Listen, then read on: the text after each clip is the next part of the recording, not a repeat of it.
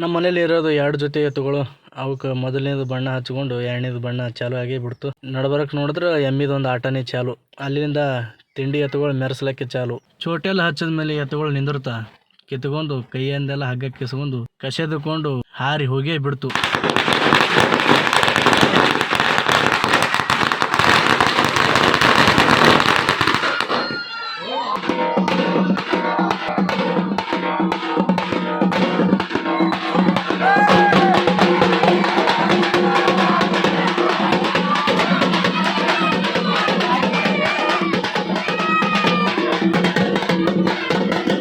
ನೋಡ್ಕೋತ ನಿಂತಿರ್ಬೇಕಾದ್ರೆ ಒಂದು ಬಾಡಿಗೆ ಬಂತು. ಬೇಡ ಬೇಡ ಅಂದ್ರೆ ಇವತ್ತು ಬಾಡಿಗೆ ಬಂದೇ ಬಿಡ್ತು. ಅದಕ್ಕೆ ನಮ್ಮ ರಾಣಿ ಎತ್ಕೊಂಡು ಸೀದಾ ನಾವು ಬಂದಿದ್ದೀವಿ ಸೀದಾ ಬಿಜಾಪುರ ಕಡೆ. ಬಿಜಾಪುರಕ್ಕೆ ಬಂದ್ರು ಇವತ್ತು ಸಿಗ್ನಲಲ್ಲಿ ಸಿಕ್ಕಾಕೊಂಡು ಬಿಟ್ವಿ.